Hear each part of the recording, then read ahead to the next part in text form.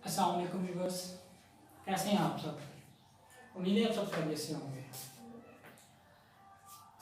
मैंने आज आपको एक रिसर्च टॉपिक किस तरह से सिलेक्ट करना होता है वो आपको बताना है।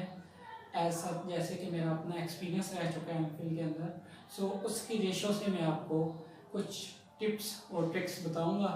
सो उम्मीद है कि आप इंशाल्लाह फ़ायदेमंद होंगे। सो अगर आपको वीडियो अच्छी लगे तो हमारे चैनल को सब्सक्राइब लाजमी कीजिएगा। तो बेसिकली हमने डिस्कस करना है how you can choose a topic, कि आप एक टॉपिक कैसे चूज कर सकते हैं। तो इसमें कुछ बेसिक एलिमेंट्स हैं, मीन्स के बेसिक जो हमारे पास जो मोस्ट इंपॉर्टेंट एलिमेंट्स हैं हमने उन्हें डिस्कस करने हैं। तो फर्स्ट वन है डिस्कस विद योर सुपरवाइजर। अब एक सुपरवाइजर जो कि डिफरेंट फील्ड्स के अंदर काम कर रहा होता है, या ऐसे कह लें डिफरेंट एप्लीकेशंस के अंदर काम कर रहा होता है, तो उससे पता होता है कि आपका ये जो टॉपिक है, मीन्स के जो आपको टॉपिक दिया जा रहा है वो आपको कितना बेनिफिट पहुंचा सकता है। और फिर वो आपको स्टेट ऑफ द आर्ट अगर टॉपिक प्रोवाइड करता है, सो ये आपका एक गुड लक है, क्योंकि इसके अंदर आपको फ़ायदा जो होता है वो ये होता है कि स्टेट ऑफ द आर्ट होने की वजह से तमाम universities like as foreign universities जितनी भी होती हैं वो सारी उसी फील्ड के अंदर काम कर रही है, मीन्स के उसी मटेरियल्स के ऊपर काम कर रही होती हैं या उसी रिसर्च टॉपिक्स के ऊपर काम कर रही होती हैं। तो उससे आपको फ़ायदा ही होता है कि आपके जो मतलब के रिसर्च के जो स्कॉलरशिप के जो प्लान्स हैं उनमें आपको बहुत ज़्यादा फ़ायदा हो जाता है। सो बेसिक आपका क्या होता है कि आपको अपने डिस्कस करना होता है अपने सुपरवाइजर के। सपोज अगर आपने अभी तक सुपरवाइजर ही चूज़ नहीं किया होगा, अगर आपने अपना कोई एक सुपरवाइजर ही चूज़ नहीं हुआ कि अगर अभी आपने रिटन एग्जाम पास किए हैं, उसके बाद अभी आप रिसर्च की तरफ मूव कर रहे हैं, सो उस समय फिर आपको सुपरवाइजर की बजाय फिर आपको ये करना चाहिए कि आपको आपकी यूनिवर्सिटी के जो फैकल्टी मेंबर्स हैं सबसे पहले उनके फील्ड ऑफ इंटरेस्ट को देखना चाहिए, और फिर आप अपने फील्ड ऑफ इंटरेस्ट को देखें कि आपका फील्ड ऑफ इंटरेस्ट क्या है। ये ना हो कि आपका फील्ड ऑफ इंटरेस्ट कंप्यूटर है और आप चूज कर रहे हो उन लोगों को जो एक्सपेरिमेंटल में काम कर रहे हैं। सो ये आपके लिए एक बहुत ही बुरा इमेज हो, मतलब आपका एक बहुत ही बुरा इमेज होगा, आपको बहुत नुकसान पहुंचाएगा, क्योंकि जितना मतलब कि एमफिल के बाद आपने पीएचडी करनी होती है, पीएचडी के बाद पोस्ट डॉक करनी होती है। अब एमफिल एक छोटा सा स्टेप होता है जो आपको सिर्फ समझाना होता है कि रिसर्च होती कैसे है। पीएचडी उसका हायर पार्ट होता है जिसमें आपको टफ से टफ टाइम दिया जाता है, और पोस्ट डॉक तो उससे भी ज्यादा टफ टाइम होता है। सो आपका अगर इंटरेस्ट ही नहीं है उस फील्ड के अंदर, सो आप आगे मूव कैसे करेंगे, आप उसमें सर्वाइव कैसे करेंगे। सो बेसिक जो ये है कि आप फर्स्ट फैकल्टी को देखें एंड देन फिर आपके कुछ ना कुछ ऐसे टीचर्स मौजूद होंगे जो आपके साथ सिंसियर होंगे। सो आपने उन टीचर्स की एक लिस्ट बनानी है, उनके साथ डिस्कशन करें, और जो आपको आपके इंटरेस्ट के मुताबिक अच्छा लगता है फिर आप उसके साथ जाके फर्दर मजीद डिस्कस करें। सो यहाँ से जब आप डिस्कस कर रहे होंगे तो ये आपको मतलब कि एक अच्छा टॉपिक चूज करने में बेहतरीन मुआवन होगा। सेकंड वन है डिस्कस विद योर सीनियर्स, मतलब आपसे पहले जो लोग रिसर्च कर चुके हैं, अपनी डिग्री कंप्लीट कर चुके हैं, आप हमेशा उनके साथ कांटेक्ट में रहें। उससे दो फायदे होते हैं, एक तो ये होता है कि आपको टॉपिक और सुपरवाइजर चूज करने में बहुत ज्यादा आसानी होती है अगर वो आपके फील्ड के हैं और आपके इंटरेस्ट के हैं। और सेकंड आपको फायदा ये होता है कि अगर आपका एक सीनियर किसी फाइन यूनिवर्सिटी के अंदर मौजूद है, सो वो आपके लिए पहले से एक रेफरेंस है।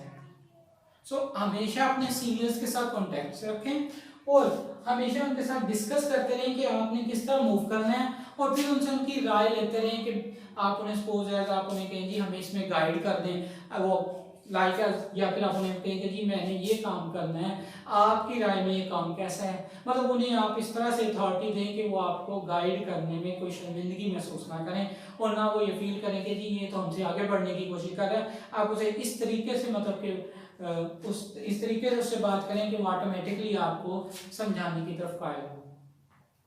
थर्ड वन होता है सर्च ऑन गूगल। सपोज आपको फर्स्ट टू स्टेप से कोई मतलब कि ना इंफॉर्मेशन नहीं मिलती, सो अब आपके पास थर्ड स्टेप है सर्च ऑन गूगल, कि गूगल के ऊपर आप जाकर, अब गूगल में ये नहीं है कि जैसे आप गूगल पे जाके सर्च करें, डिफरेंट जर्नल्स होंगे, वो डिस्क्रिप्शन के अंदर लिस्ट होगी।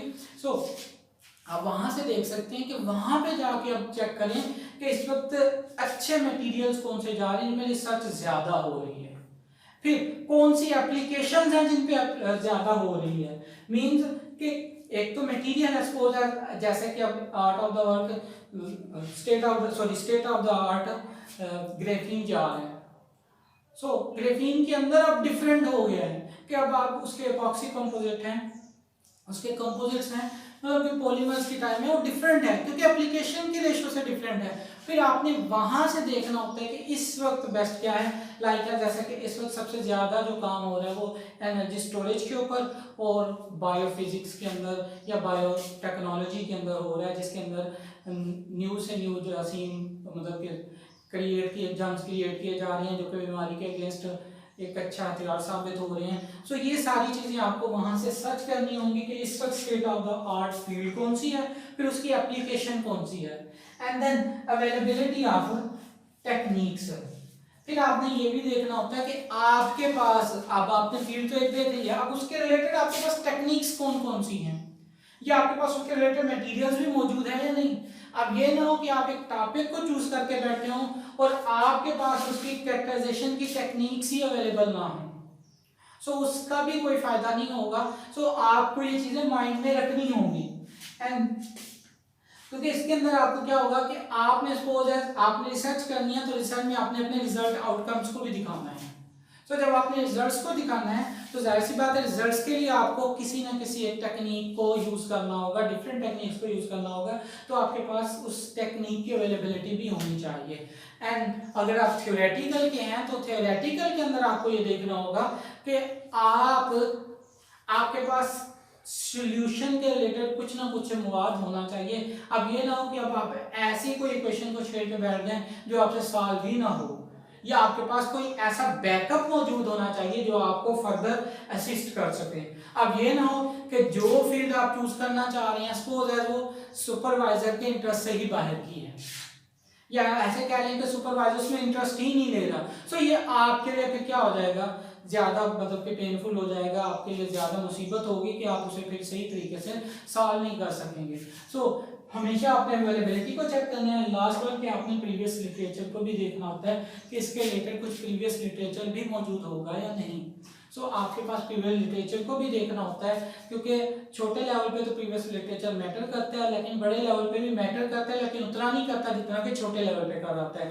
क्योंकि बड़े लेवल पे पोस्ट डॉक या पीएचडी में फिर आपको अपनी तरफ से भी कुछ ना कुछ थ्योरीज को डिस्क्राइब करना होता है, आपको आप पिछले रेफरेंस को यूज करते हुए अगली थ्योरीज को भी डिस्क्राइब करना होता है। सो ये सारी चीजें अगर आप अच्छे से कर लेते हैं सो आप एक अच्छा टॉपिक चूज कर सकते हैं। उसके आपको बेनिफिट्स क्या होंगे, क्योंकि वो आपके इंटरेस्ट का होगा तो आप अच्छे आउटकम्स ला सकते हैं। उससे आपका क्या फायदा होगा कि आप एक अच्छे जर्नल के अंदर अपना जो रिसर्च है वो अपनी जो रिसर्च है आप वो पब्लिश करवा सकते हैं। अगर आप पब्लिश करवा सकते हैं सो आप फॉरेन मतलब के जितने भी फॉरेन स्कॉलरशिप आते हैं उनके लिए अप्लाई करते हैं, तो पेपर पब्लिश होने की वजह से आप ज़्यादा एलिजिबल होंगे, मीन्स कि आपके जो सिलेक्शन के जो चांस हैं वो ज़्यादा हायर होंगे उन लोगों की निस्बत जिनका जो टॉपिक है वो सिंपल सा होगा, मीन्स कि इतना स्टेट ऑफ द आर्ट नहीं होगा, और सेकेंड वन कि वो इतना ज़्यादा मतलब उसके अंदर एक्सप्लेनेशन नहीं कर सके होंगे, और साथ में उनके पास कोई पेपर नहीं होगा, तो उनके जो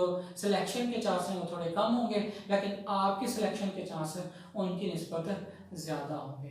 तो उम्मीद है कि आप इन स्टेप्स को फॉलो करते हुए एक अच्छा टॉपिक चूज करेंगे और उस पर अच्छे तरीके से काम कर सकेंगे।